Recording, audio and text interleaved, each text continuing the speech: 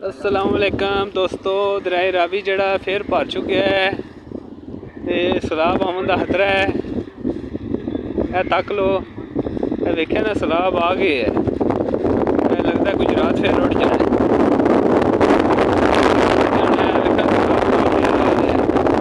नाले का बंद टुट गया है, नाले का बंद टुट गया है, नाले का बंद टुट गया है तो सैलाब आवन दा खतरा है।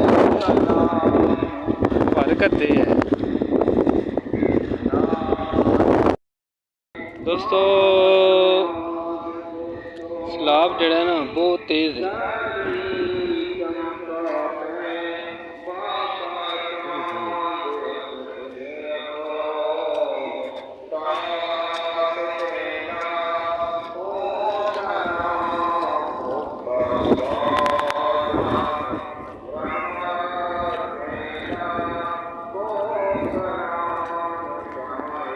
दोस्तों है वेखो, है बकरियां रुड़ के आ गई सैलाब दे विच। सैलाब विच रुड़ के आईयां ने, खलोतियां ने।